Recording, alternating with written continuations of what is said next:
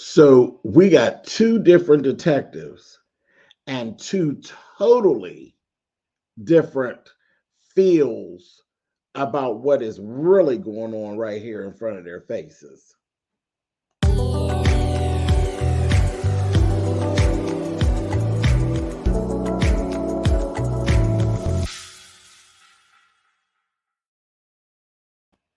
Hey guys, thanks so much for clicking on the video. This is my review for it's episode 5 of Dahmer, which is Monster Netflix series, the story of Jeffrey Dahmer, and this is the Ryan Murphy version of what actually has gone down. This episode 5 was actually titled Blood on Their Hands. And this is when we get to the part of the story. It seems we're about halfway through. And we're getting to the part of the story where I've been wanting to get to, where we're spending more time in real time, like in 91, after he's been arrested, and he's actually speaking with the detectives and that kind of thing. This is kind of where my interest with this is actually, I kept leading me to. I'm like, enough with these murders and how these murders were actually committed. I mean, I guess we got to have that, but I want to see the interaction between him and the police and them actually trying to uncover what is what. That's where my interest kind of lied. But anyway, so we'll get around to it. And like I said, we got two different detectives. We have the African American detective and we have the Caucasian detective.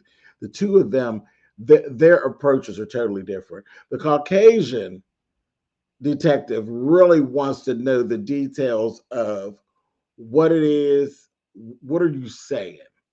You know, he's trying to get as much information out of him as possible. And I think he's pretty fascinated by what is being said by Jeffrey, which is right up Jeffrey's alley. Because again, I still feel as though he is laying very comfortably in the narcissism of this is what I did. Yeah, I want to tell you what I did. And I want you to want it. The African American detective is absolutely disgusted with him as a person and what his motives are, and he ain't buying it. He feels like, you know, a lot of things are very calculated. When he's saying things were an accident, he's looking at them like, yeah, right. Yeah, right. So those two, and I don't know if you would actually call that good cop, bad cop, but it's just two different type of people. It's just two different type of people. Like literally, like I feel like the Caucasian cop is like accepted what is going on, and the black cop is like, I I ain't feeling that. Like, do you like you got an issue, and how dare you? You know, that's more of his approach. But anyway, we won't talk about it. Let's go to Milwaukee, 1987. 1987. Here, Jeffrey is started working at a candy factory where they're making chocolate. Lose jobs all the time, but yeah. And he literally was in the break room. He seen someone in a newspaper who was it was an obituary in the newspaper.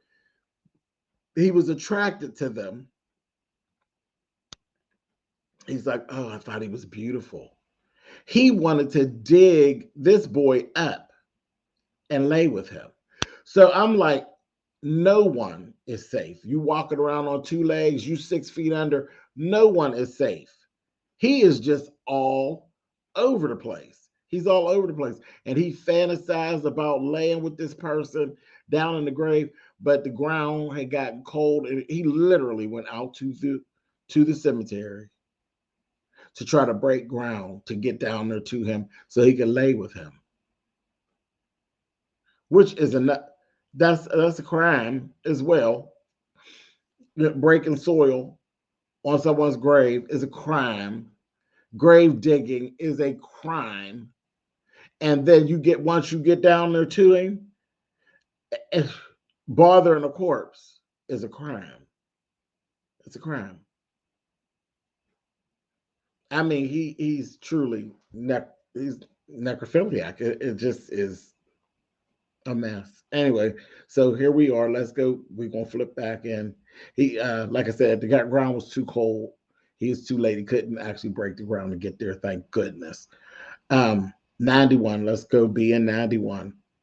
Here he is explaining to the detectives, you know, um, what was going on. And he basically the white cop asked him, so you wanted to control these guys? And he's like, pretty much, yeah. I mean, I didn't want them leaving. I wanted them to be staying. And he's like, yeah, it was pretty much a control, thing. And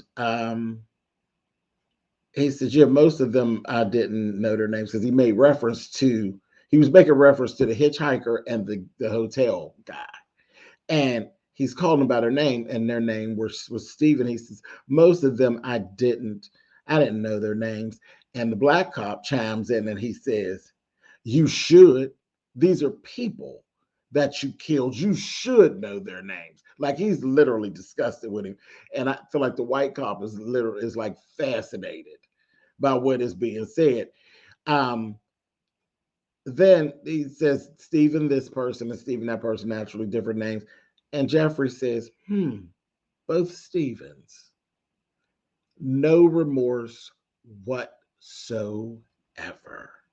And the first thing I thought, I was like, well, an insanity plea is probably not going to be anywhere. I don't think that's going to work real good for you, because you literally just have no remorse, no nothing. You just, well, I mean, it is insanity, but I don't see a jury of people feeling sorry for you. You just, I mean, no remorse at all.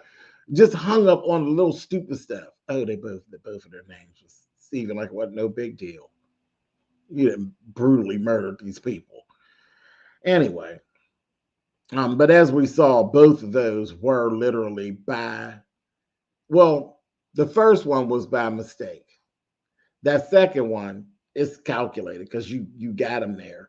And you don't ever, when you lure people places, you never really, I don't think he focuses on how he's going to kill them, but pretty much that you're going to kill them. They're not going to just walk away. You're not leaving them to be able to tell the story, not on purpose. So I don't know. So that's the throw up in the air about whether or not it was an accident. It just wasn't planned. Murder was premeditated, but the full thing ain't thought out, I don't guess, which is so totally different. Just, it's deep. It's deep, but you never intend, when you lure somebody back, you never intend for anybody to see them again. That's just for sure. Anyway, over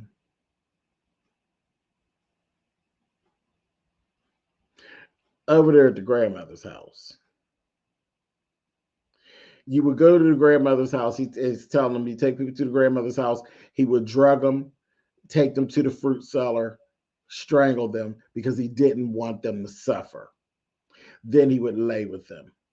And they asked, well, how many people did you do? And he told them, a black guy, a Chicano guy, and an Indian guy. And the black cop was like, bullshit. Again, you're just a cold-blooded murderer.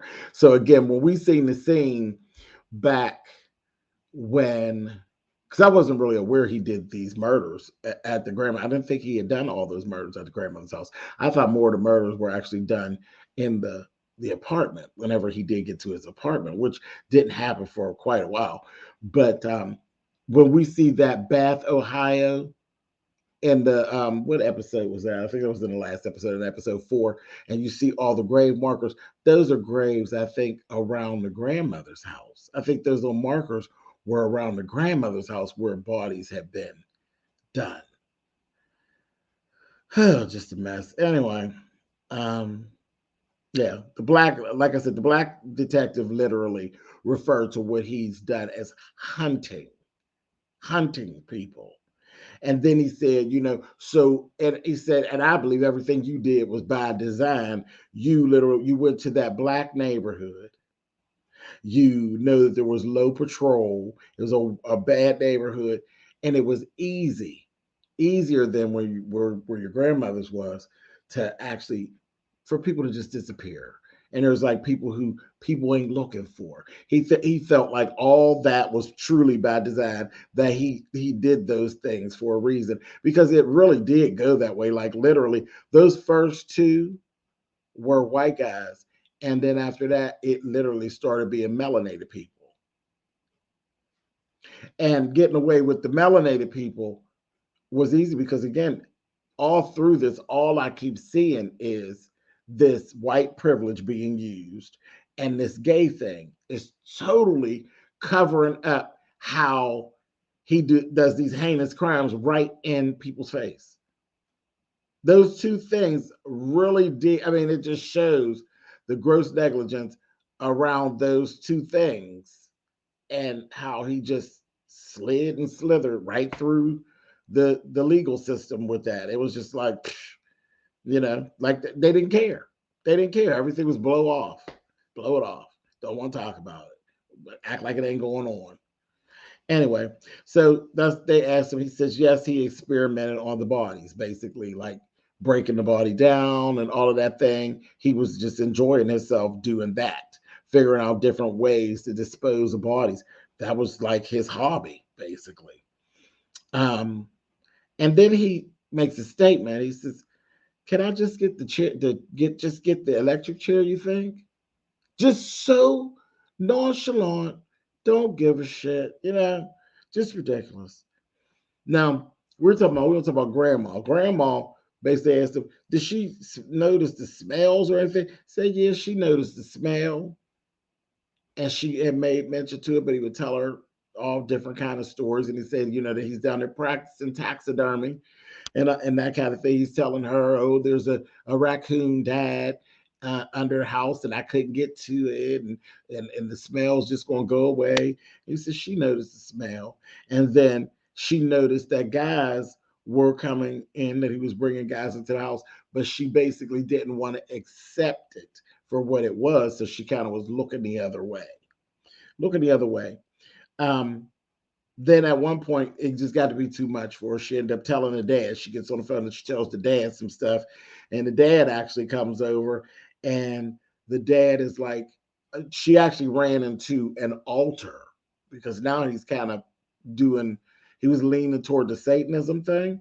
And he had this altar in his bedroom, and the grandmother noticed it. And that's when it kind of, she's a Christian. So that wasn't sitting well with her at all. She called the dad. The dad came over, and the dad's like, "What, Jeffrey? I know you have this smell. You've got to notice the smell." And he's trying to convince the dad again. "Oh, that's just different chemicals, this, that, and the thing." And he goes downstairs and he said, "Oh yeah, there was a skunk." And I mean, just always an excuse. And I think the dad knew in the back of his head. I think he didn't want to know what he thought he knew. You know what I mean? Um, I think some of that was adding up. Some of it was adding up to the dad, and he was just trying to block it out. But the dad came and he promised to stop doing these things he was doing. And he's like, okay. And he said that he said he did stop for a while, and he tried not to do it for long periods of time. And he said, but then the thing was that he never got caught. So not being caught actually made it more tempting to him to actually do it. And then he says, one time I almost messed up. And then he goes into telling this story. Here's a guy whose car, they're leaving a club, and the guy's car, his battery had died. His car wouldn't kick over. So he talks the guy into going on around the corner. He says, "Oh, yeah, we go around the corner to my grandmother's house. My grandmother lives close, and I'll get my car and we'll come back." He says, "We're going to get a cab and I'll go around the corner and get my car. We'll come back." He gets him around there. Naturally, he drugs him in some coffee. Talks about some coffee. He drugs him.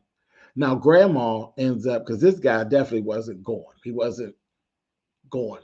And he drugged him. He put something in the coffee. And he said to the guy, see, that's when he was getting very bold.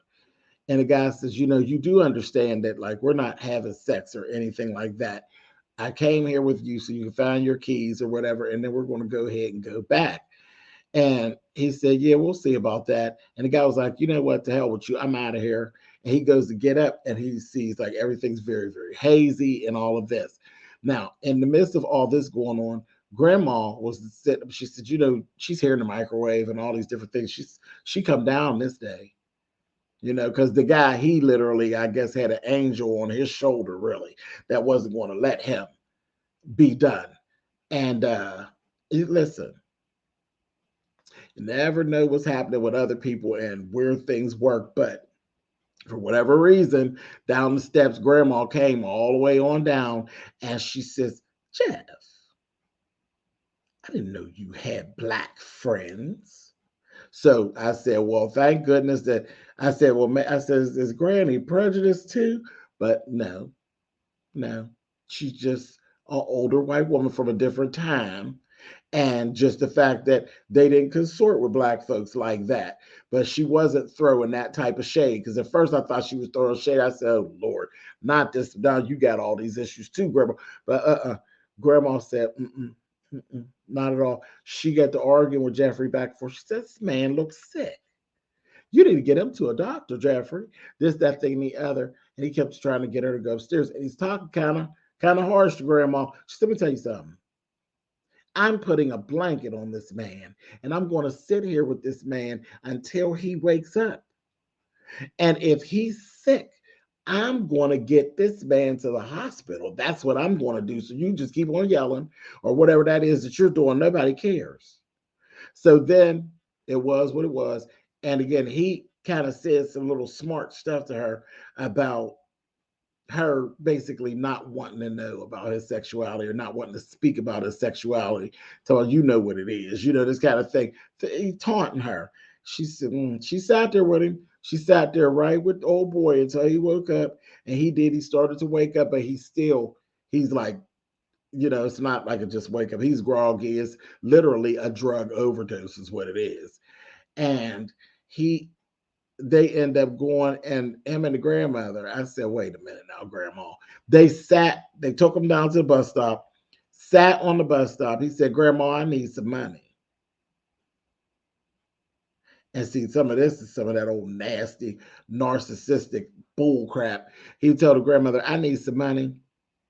He puts the boy, him and the grandmother sat at the bus stop. When the bus pulled up, they put the boy on the bus, public bus. And I didn't get the bus driver. He looked at me black, he didn't care. You know, they put him on the bus, all zonked out, sit him in the seat. He gonna say, yeah, well, see you, dude. And literally told him, go on, take him to the drive him on down. He lived down toward the end of the aisle, so forth and so. He said, no, but this bus is 27. It goes straight on down 27th Street to the end of the line. He said, yeah, that's what I meant, 27th Street. Paid the fare and left the boy on the bus. I said, what kind of mess is this? And I said, is Jeffrey going to go back? You know, I just didn't guess. Is he going to go back and grab his car and go to the end and then try to do something to this boy in this broad day? I mean, broad daylight morning. Puts the boy on the bus, sends him on. The boy gets all the way to the end of the line. The bus driver tells this the end of the line, puts him on out. Never thinks to call the police. I mean, he is so totally out of it. He gets out off the bus because he's more woke, a little more woke, but he gets off the bus. He ends up just walking just like a zombie, almost gets hit by a car. He ends up walking out into the middle of a field and literally just falls out. Well, somebody finds him and he ends up in the hospital. And they tell him, you know, you literally, you OD'd. You know, if you would have been out there a little bit longer and that sun and that, you would have died, you know, and that was that. Well, this guy ends up, he goes to the police. The police literally, he sends them back to the house. He actually leads the police back to the house. He tells me, he said, you know, I had $200 in my pocket. I was robbed of the $200. I'm not really pressed about that. And he said, I had a bracelet as well. And he said, those things were taken from me. He said, but this guy literally tried to kill me and he was not letting it go. So they actually did go to the home. They didn't take him with them, but they went to the home. And of course, Jeffrey is denying everything. And he said he had a bracelet. He said, I don't know about no bracelet. And then you could see Jeffrey giving them some fire. He got the boy's bracelet. He got the bracelet, then took the bracelet and put it on a hand that he actually had downstairs. There was somebody's arm that was cut off about up to here. He done took and put the bracelet on their hand. I guess he liked their hand, so he done put the bracelet on and he saved it. And I said, Lord have mercy, it's crazy. So just doing too much. And then but then that was the thing. You just stole the boys $200, and then you pissed it with grandma because grandma won't let you get him, and you done made grandma pay for that little bus ride of his. I said, what a mess. But basically, all in all, the police literally just blow him off. Just literally blow him off. I said, wow. Blows him off. Then we end up seeing him one night, the guy's out and has this whole stone cold face off with Jeffrey. There, he sees Jeffrey and sees Jeffrey trying to put this little young black guy into a cab. Yeah, I got notes. Trying to put that, I couldn't remember all this stuff. Listen, not like that. Not like I got it. Anyway, he puts the young guy into a cab and he runs. He's like, no, don't get in that cab. Get out of that cab. This guy will try to kill you. He's drugging people and he's going to try to kill you. So he gets him out. When I tell you that Jeffrey was hot as fire, honey, and the two of them had this stare down. He like, baby, I ain't scared of you. I am not scared of you. And that was the thing. I said, when people, because most people are literally terrified of him once something actually goes, He stood him down, stood there, and they had that little stare off. And honey, Jeffrey was mad, baby. He wanted to do him, honey. He got in the car and left himself. I said, okay. So something divine saved his life, and he literally saved someone else's life. So I'm like, boy, the universe is starting to get tired of you, Jeffrey. The universe is getting tired of you, buddy. Anyway, so then we end up seeing this little Asian boy. This little Asian boy is tipping away from the house. He escaped. And the only reason why he got away, because again, he had an angel on his shoulder and another one here. Grandma interfered again because Jeffrey was coming out. So here's your $50. And he said, no. And he's leaving. And, he's young. He's young. And he's going on. He was able to stay. His system, I don't know. There was something on that boy, for him to live. His system was fighting that drug baby because he literally made it all the way home walking. He got all the way home and went up into his bed and laid down in the bed. And then his father found him, like he passed out once he got home to his bed because he walked right past his family and they was fussing at him missing the curfew because he was only 13 years old. I said, I'll be damned. That's a baby, a complete baby. And here we go. We're going to flip it back because remember the 14-year-old that Jeffrey killed that was Asian? That's his brother. He's the brother that he was talking about. Oh, you don't know who I am. I'm so-and-so's brother. This was the story of the 13-year-old brother that Jeffrey got first that he took those pictures of.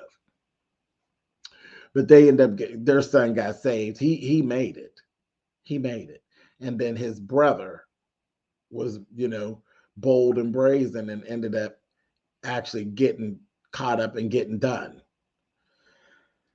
But again, grandma helped that along because Jeffrey was getting ready to go try to get, grab him out the street and whatever.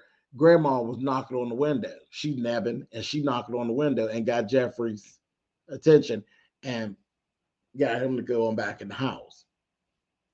But again, grandma's seeing a lot too. I'm like, you seeing a lot. I mean, that was clearly a child. Clearly. Yeah.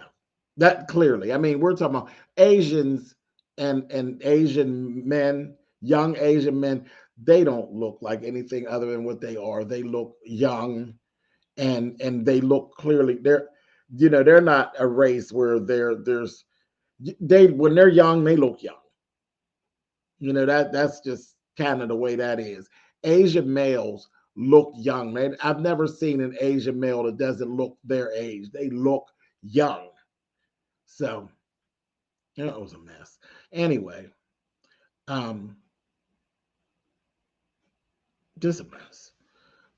Then right after that, they get the little boy together and everything. Jeffrey is literally arrested at work. And here goes the white privilege, you all. When they get into court, the judge ruled to basically keep the details of his arrest basically concealed so that he could still be able to keep his job. Well, he basically admitted to taking pictures of this boy, and the boy said he molested him, and it was a no contest. But they kept it. I said, what kind of this is in 1991 or 87. I think this was 87. 87. So I'm saying, wait a minute. So doesn't he have to go on to the sex offenders list and all of that stuff? However, whatever. It ended up being a mess. He ends up and they put him basically not in jail, but into some type of program. He ends up out of the program. He's somebody, I guess I drank too much. And he ends up being with the father. The father's like, okay, this is all a mess right here. This is all a mess. They put him into this program. He ended up getting out of the program early. His dad picks him up. He says, listen, we're going for the final dinner at grandma's house. And then this is what's going to happen. You're going to do what you got to do. And it's going to be what it's going to be. Jeffrey's whole thing was, look, this was all a setup. I was set up. I was just doing photography. This is what he's saying to his grandfather, to his father, rather. He says, okay, fine, whatever. His father had actually put him into, once he got put into the program, his father literally gave him he wrote a letter to the judge. He wrote a letter to the judge and told the judge, basically that he felt like his son was guilty and that he wants the son has a drinking problem and the problem with the molestation and all that. And he really wanted him to receive some help with that. And when he actually went there to pick up the son, he get discharged from the program. And the father's like, okay, well, I mean, all right. He's like, so I guess they found I drank too much or whatever. But he said to him, did you receive any did you receive any treatment on the things that he basically had written to the judge? Because the way they wrote this part, it was kind of out of context because they jumped back to a time after he was out, and then it jumped back again to when he first went into the program. But when he went to pick him up, he asked him, did you receive any of the treatment? And he says, no, he didn't receive any of that treatment like that. And that's when he told him, he says, listen, he said, so this ain't right. This not right at all. He told him, he says, whatever.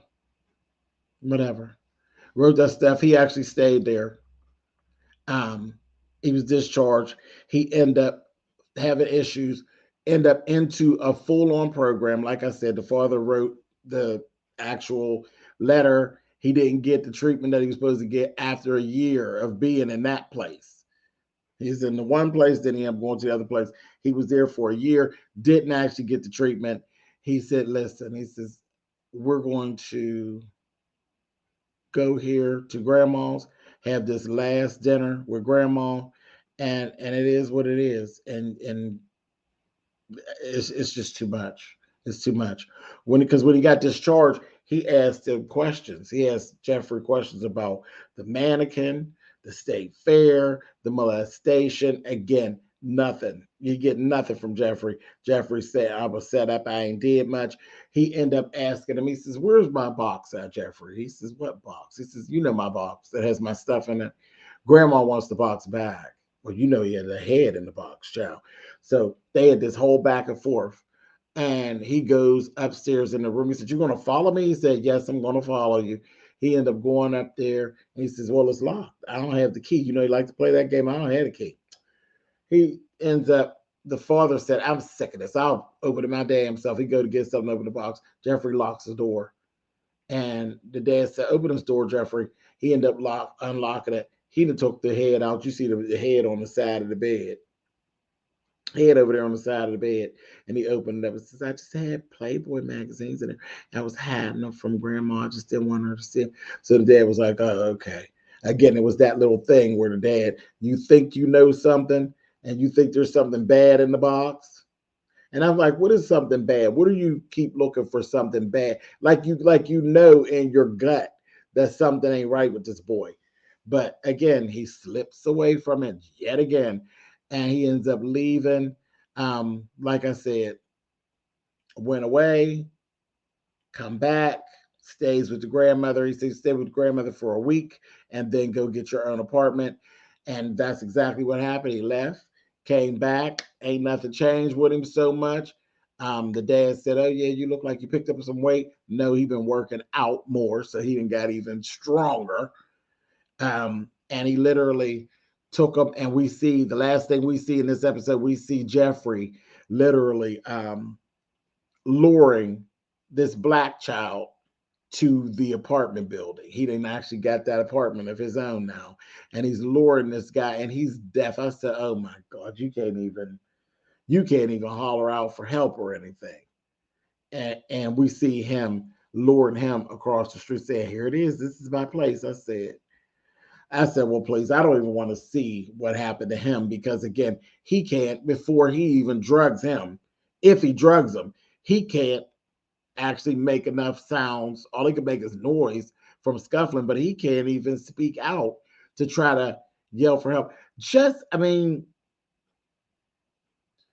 it's so true when the black detective said hunting, using words like hunting and prey, because that's exactly what he was doing. When this some of this stuff, yes, but when he got there to that neighborhood, he was calling it just like it was. He was hunting people, hunting them, and it was very intentional, very intentional. Just a mess. And yeah, getting over there, who's looking? Glenda, that's who. Now I can't wait till we get into all this Glenda stuff. Glenda is watching. Glenda's going to make things a little difficult. Took her some time, but anyway, listen. Here we go. This is it. This is episode 5. We're going to roll on over in episode 6, and I'll see y'all when we get over there. Later, you guys.